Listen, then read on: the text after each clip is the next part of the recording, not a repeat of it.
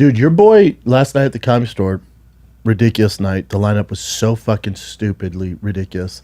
I'm getting ready to leave, right? Rogan pulls in. He's like, don't go anywhere. I was going to get my car. I'm like, what's up? He gets out, and this is hashtag all homo. He gets out of his car. He's on that carnivore diet. He had a fucking svelte, trimmed black shirt on. Yeah. He's on that carnivore diet, and he just had steak like dinner Spider-Man. with Harris. Sam Harris. Sam Harris. Wow. And I go, smart guy. And he gets out of his car. It was Tom Cruise. I was like, Tom Cruise? He looked unbelievable. I went, hold on. So I go, dude, you look unbelievable in every gay way possible. Yeah. You look unbelievable right now. Like, what are you doing? He was just carnivore. I was like, well, I go carnivore now. I'm going carnivore now. Because he's that shredded. Dude, I've never seen him like this. Unbelievable. I was like, what the fuck are you doing, dude? He was carnivore. I feel great. I know a lot of people talk shit about it. He goes, I feel great, man. I've never seen him look better. Really? His skin was glowing. He had this. He does. His skin looks good. He had this trimmed fucking black button-up shirt that was tailored. Wow. I was like, well, this is the best you've ever looked, dude. Well, maybe Brian should. I'm not eating any more fucking sugar. I'm only eating vegetables. I need a little kick in the ass, but I gotta go to the grocery store and line it up. Otherwise, I would have started today. Today's last day. Starting Can tomorrow. I eat some I'm going salad? carnivore. Nope. I'm not doing it. You don't need to do it. I mean, you look good. I don't. Yeah, I'm not doing it.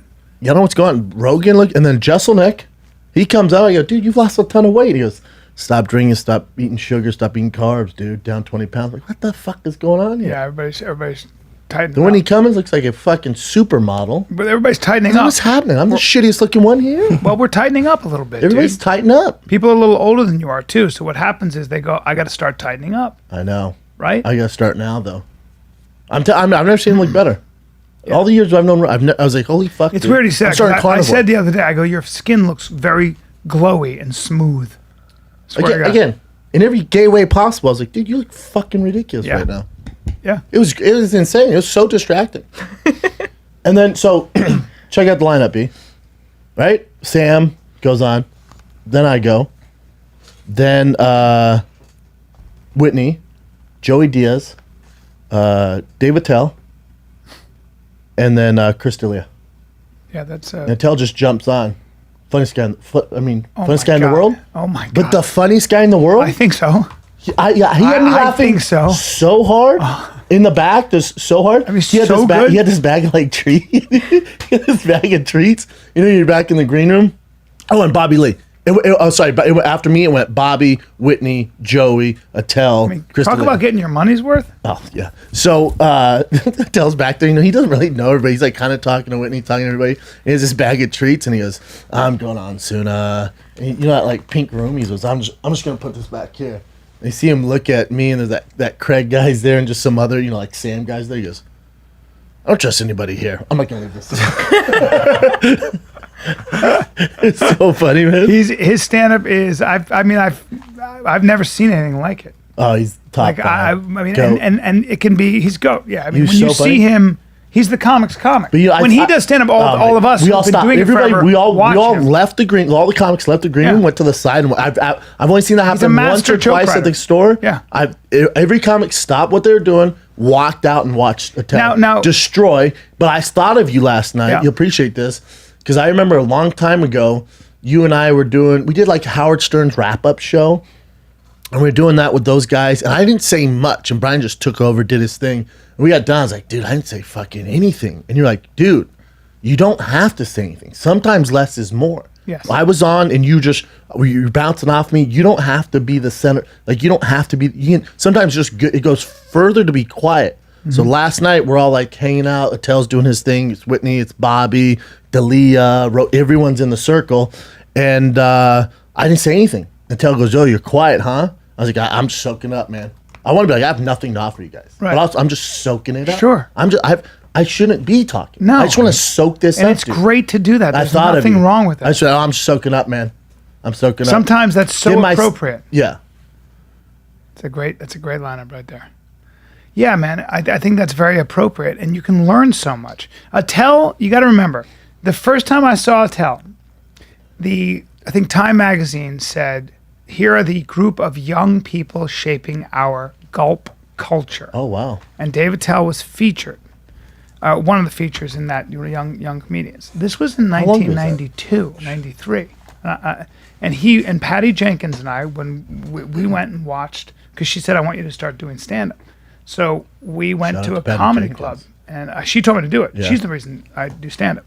And She was I your went Brian and Kelly. watched Dave Attell. That's right. So That's right. confusing. It's confusing. Yeah. I went and watched Dave Attell, Greg Giraldo, Patrice O'Neill, Jesus. Louis C.K. These were back. This was the Everyone's lineup. just getting going. But they were all monsters then. Yeah. And Dave Attell was as funny then as he is today, and I'm not exaggerating. I was so astonished, first of all, at that whole lineup because they were all killing me, and I was going to get into stand-up, and I was the funny guy in my group, and I went, Patty said, stop biting your nails. Different funny, huh? She said, stop biting your nails. I was Yeah. biting my nails because I was so overwhelmed. I couldn't even laugh. When you're that overwhelmed, you can't laugh. You're just so...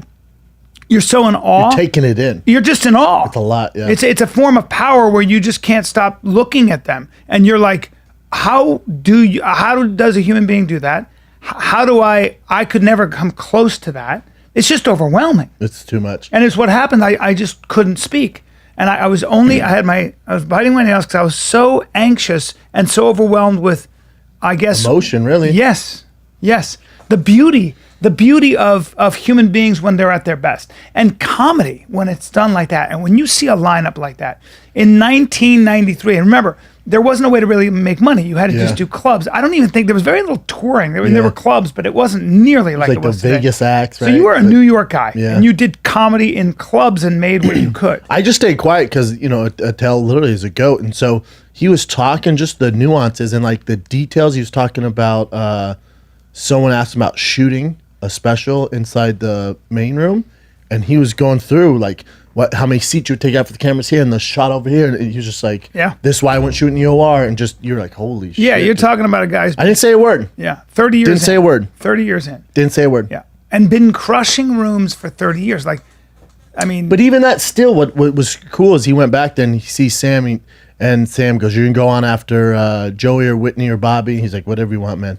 And he goes, what kind of crowd is it, though? Just like every comment, right? What kind of crowd is it? I thought it'd be a different. And he's talking about, he's like, okay, well, I'm going to feel it out. And he was like, it depend on the crowd, it depend what I do. So he goes out there and you can just tell he just...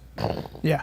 Well, what's funny about mastery in your life is that there are different schools of thought. Like one is the idea that, well, I can do a bunch of things well.